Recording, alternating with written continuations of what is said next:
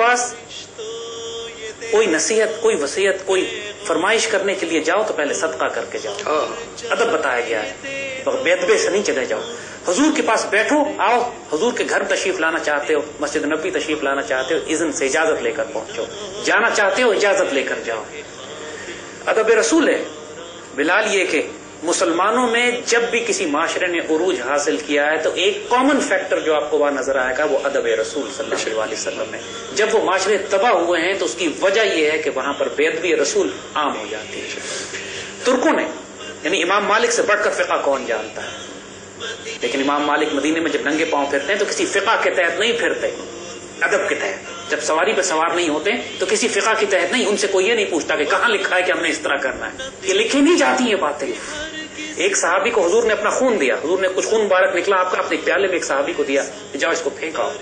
थोड़ी देर के बाद वो सहाबी तशरीफ लाते हैं, हुजूर देखते ही पहचान जाते हैं। फरमाया क्या किया उस खून का? सैयदी मुझे शर्म आई, जमीन पर फेंकता, मैं इसको पी गया।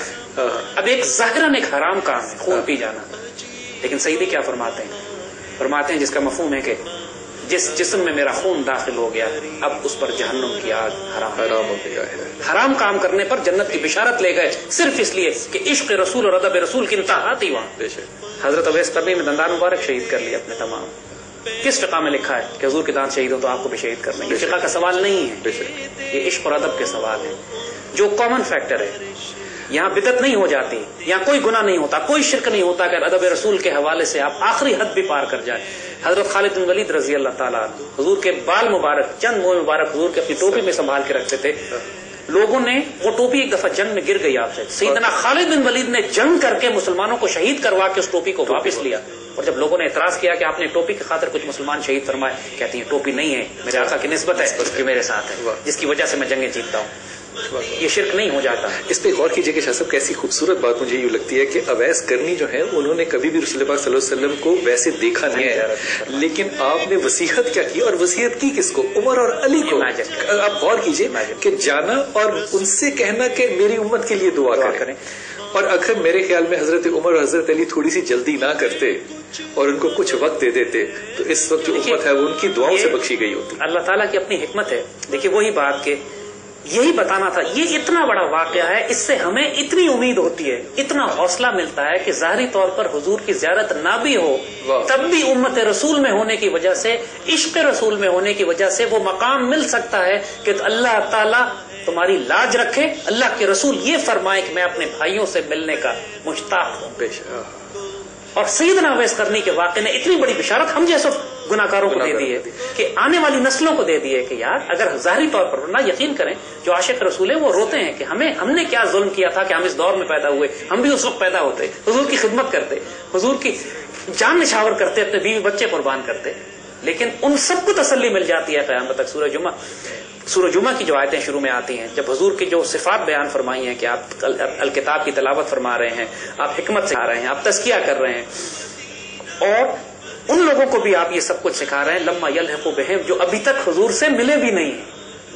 यानी एक फैसिनेटिंग डायमेंशन इसकी ये है कि ज़ाहिरी तौर पर हुजूर से मुलाकात ना भी हो तो वो फैज आप तक पहुंच रहा है और आप उस दर्जे में शामिल हो सकते हैं जिनको अंबिया, सिद्दीकीन, शुहदा और सालिहीन दर्जा इनाम फरमाया गया है, जिनके बारे में हुजूर फरमाते हैं मैं उनसे मिलने का मुश्ताक हूँ। और जो सहाबा ने जब अपने इजहार किया कि वो हम हैं, फरमाया नहीं तुम सहाबी हो, वो मेरे भाई, वो मेरे। आपकी बात को बड़ा करता कि रसूल पाक सल्लल्लाहु अलैहि वसल्लम की जो आखिरी वक्त था उस वक्त दरवाजे पे दस्तखत हो रही है और हजरत आयशा कह रही है कौन है, तो रसूल पाक सल्लल्लाहु अलैहि वसल्लम फरमाते हैं ये वो फरिश्ता है जिसने कभी किसी से इजाजत नहीं ली, ये इस घर में आने के लिए जाता। देखिए ये अदब का मकाम, ये तुर्कों का अदब देखिए। देखिए आज भी आप मस्जिद नबवी शरीफ में जाइए तो आगे जो मस्जिद है वो तुर्कों की बनाई हुई है, गुंबद खिजरा तुर्कों का बनाया हुआ है, और तुर्कों ने जिस अदब और प्यार से ये मस्जिद नबवी तामीर फरमाई थी कि अपनी पूरी नौजवान नस्ल को मदीने के बाहर आबाद किया, कारीगरों के साथ, आर्किटेक्ट्स, मुहंदिस, मेमार उसके अंदर तमाम लोग उसमें मौजूद थे।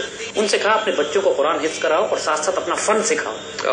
और उसके बाद जब वो नस्ल बड़ी हो गई तो उस नस्ल से कहा कि अब तुम जाके अब मस्जिद नबवी की तामीर करोगे। सारी कंस्ट्रक्शन बाहर होती थी कि हुजूर को तकलीफ ना पहुंचे, आवाज न बुलंद हो, और हथौड़ों के ऊपर चमड़ा लपेटा जाता था ताकि जब ठोकते थे तो कहीं आवाज पैदा ना हो। इस अदब से मस्जिद नबवी शरीफ बनाई गई है। तुर्कों ने आज से 400 साल पहले जब ये मस्जिद नबवी शरीफ बनाई, आज भी जो मंबर मुबारक वहां लगा हुआ है उस पर पढ़िए लिखा हुआ है सुल्तान मुराद का भेजा हुआ है। तो ये अदब था तुर्कों का جس کی وجہ سے ترکوں نے کئی 100 سال تک امت مسلمہ کی قیادت کی، اور آج بھی ترکوں میں وہ ادب قائم ہے.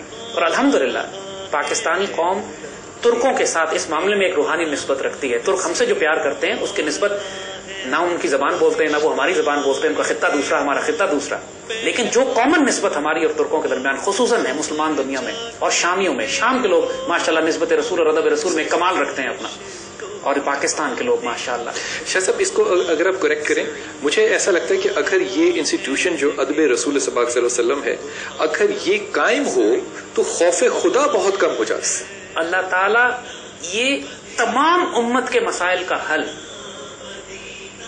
صرف ایک ہے. اقبال نے بھی جس کو ڈیفائن کیا تھا کہ محمد سے وفا تو، اور وفا کا پہلا قرینہ جو ہے پہلا قرینہ ہے محبت کے قرینوں میں. اقبال نے تو کمال کر دیا ہے، اور اسی لیے اقبال کو جب آپ ریوائیو کرتے ہیں تو آپ اصل میں عشق رسول اور ادب رسول کو ریوائیو کر رہے ہیں، کیونکہ اقبال نے جو حضور صلی اللہ علیہ وسلم سے نسبت ان کو قائم کی. دیکھیے وہ عاشق رسول، درویش، فقیر وقت، قلندر وقت ہے. وہ آج کی نوجوان نسل میں اگر آپ سارے جہان کی کوششیں کر لیں دین اسلام کو نافذ کرنے کی، نمازیں پڑھ لیں، حج کر لیں، شریعت نافذ کر لیں، اور گستاخ رسول ہوں، اعمال ختم ہو گیا، کچھ نہیں بچا. اور اگر کتنے مرضی گناہگار ہوں، اللہ تعالیٰ کی مغفرت بہت وسیع ہے، لیکن ادب رسول ہو تو بڑی رحمت کی امید ہوتی ہے. بہت